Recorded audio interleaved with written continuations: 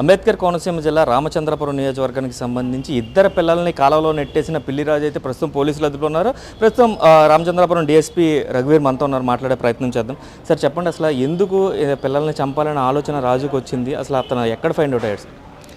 అతను అప్పుల బాధలో ఉన్నట్టుగా మాకు తెలిసింది. సుమారుగా ఊర్లో వాళ్ళు చెప్పిన దాని ప్రకారం 2 కోట్ల అప్పుల బాధలో అతను ఉండి ఇంకా వేరే ప్రత్యామ్నాయం లేక ఆత్మహత్య చేసుకుందామన్న ఆలోచనలో ఉండి ఈ ఘటన చేసినట్టుగా మాకు దృష్టిలోకి వచ్చిందండి. సార్ అసలు ఎప్పుడు అంటే తన ఒక పక్క ప్లాన్ ప్రకారం అంటే ఎగ్జామ్ అయ్యేది లేదా హాఫ్ డే స్కూల్స్ అయ్యేది 1:30కి, కానీ అతను 11కి పిల్లల్ని తీసుకొచ్చే మార్గ మధ్యలో కూడా వాళ్ళకి స్నాక్స్ అవి కొనిచ్చాడని కూడా వాళ్ళు చెప్తున్నారు. కానీ అంత నిర్దాక్ష్యంగా ఎలా గెంటేసాడు? అసలు తను ఏం డిసైడ్ అయ్యాడు అనుకున్నారు? మా దృష్టిలోకి వచ్చిన దాని ప్రకారం 12:20కి తను స్కూల్ నుంచి తీసుకొచ్చాడండి, భాషన్ స్కూల్ నుంచి.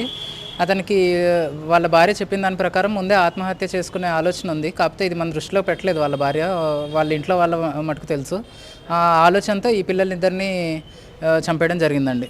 స్కూల్ నుంచి తీసుకొచ్చి కాలువలో తోసి తను కూడా చనిపోదామని ప్రయత్నించాడు, కానీ మనసు మార్చుకొని వాళ్ళ బంధువుల ఇంటికి వెళ్ళాడు. సార్ అదేవిధంగా చూసుకున్నట్లయితే ఇప్పుడు యానం వరకు ఇక్కడ నుంచి ట్రావెల్ చేసుకుంటూ వెళ్ళాడు కదా సార్, అసలు అక్కడ యానంలో ఎక్కడ ఉన్నాడు? అంటే యానంలో ఉన్నాడా లేదంటే అక్కడ బైక్ వదిలేసి ఎక్కడికి వెళ్ళాడు అనేది మీరు ఎలా ఫైండ్ అవుట్ చేశారు సార్? మేము గాలింపు చర్యలు చేపట్టడంలో భాగంగా ఈ గణపతి నగరంలో ఉన్న కాలువ యానం వరకు గాలింపు చర్యలు చేస్తూ వెళ్ళాము. జిల్లా ఎస్పీ గారి ఆదేశాల మేరకు రామచంద్రపురం సర్కిల్లోని 3 ఎస్ఐలు, సిఐ గారు కూడా ఈ పనిలోనే ఉన్నారు. మనకు యానం వరకు వెళ్ళిన తర్వాత యానం బ్రిడ్జ్ దగ్గర అతని బైక్ ఒకటి ఫైండ్ అవుట్ చేయడం జరిగిందండి. అతని బైక్ డీటెయిల్స్ ముందే మనం తీసుకోవడం జరిగింది.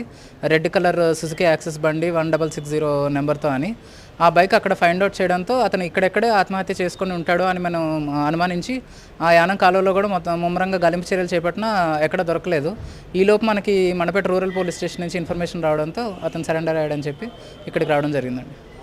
సార్ ఇప్పుడు తన ఒక ఫైనాన్సర్, సో తానే ఫైనాన్స్ చేసేటప్పుడు అప్పులు అయ్యే అవకాశం చాలా తక్కువ ఉంటుంది కదా, అంటే ఎవరైనా ఎగ్గొట్టారా? దీనివల్ల అంత అప్పు అవడానికి కారణం ఏమై ఉంటుందని మీ ఎంక్వైరీలో తేలింది సార్? అది ఇంకా ఇన్వెస్టిగేషన్లో తేలాల్సి ఉందండి. ప్రస్తుతం అతను మిస్ అవడంతో ఈ 2 రోజులు కూడా అతను మిస్సింగ్ పర్సన్ ఫైండ్ అవుట్ చేయడంలో మేము ఎఫర్ట్స్ అంతా పెట్టడం జరిగింది, మొత్తం సర్కిల్ పోలీస్ స్టాఫ్ అంతా కూడా. ఇప్పుడు అతను అదుపులోకి రావడంతో ఈ ఫర్దర్ ఇన్వెస్టిగేషన్లో డీటెయిల్స్ ఫైండ్ అవుట్ చేస్తామండి. సార్ గ్రామంలో ఇంకొక టాక్ కూడా నడుస్తుంది, తనకి ఇన్లీగల్ అఫైర్స్ ఉన్నాయి, ఆ డబ్బు అంతా వేరే వాళ్ళు ఎవరికో పెట్టారని కూడా అక్కడ కూడా కుటుంబ సభ్యులు కూడా చర్చించుకునే పరిస్థితి ఉంది. దాని మీద ఏమైనా మీ నోటీస్కి వచ్చిందా? అది ఇంకా మా నోటీస్కి రాలేదండి. మేము ఎగ్జామిన్ చేసి ఫ్యాక్ట్స్ ఫైండ్ అవుట్ చేస్తాం. మొత్తం ఏ సెక్షన్స్ కింద ఇప్పుడు కేసు నమోదు చేశారు? ఎలాంటి సెక్షన్ ఉండబోదు సార్? ఈ ఒక కూతురు కారుణ్యశ్రీ అనే కూతురు 7 ఏళ్ల పాప చనిపోవడం వల్ల 103 సబ్సెక్షన్ 1 వేయడం జరిగింది, బిఎన్ఎస్. ఇది మర్డర్ కేసు ఇది. ఇంకోటి బాబు బతకడం వల్ల అటెంప్ట్ టు మర్డర్ వేయడం జరిగింది, 109 సబ్సెక్షన్ 1 ఆఫ్ బిఎన్ఎస్ అని. ఇది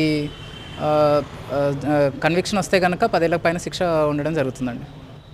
థ్యాంక్ యూ సార్. ఇది చూసుకున్నట్లయితే అత్యంత పాశవికంగా కన్న కూతుర్ని అలాగే కన్న బిడ్డని కూడా ఇద్దరిని కూడా కాలంలో విసిరేసాడైతే కారుణ్య మృతి చెందడంతో అటెంప్ట్ మర్డర్. అదేవిధంగా చూసుకున్నట్లయితే బాబు బతికి బట్టకట్టాడు కాబట్టి అటెంప్ట్ అటెంప్ట్ మర్డర్ 2 సెక్షన్స్ కూడా కేసు నమోదు చేసామని చెప్తున్నారు. అయితే ఖచ్చితంగా 10 ఏళ్ల పైన శిక్ష పడే అవకాశం ఉంటుంది అని కూడా డీఎస్పీ చెప్తున్న పరిస్థితులు ఇక్కడ కనిపిస్తున్నాయి. కెమెరామెన్ రవితో శంకర్, బిగ్ టీవీ.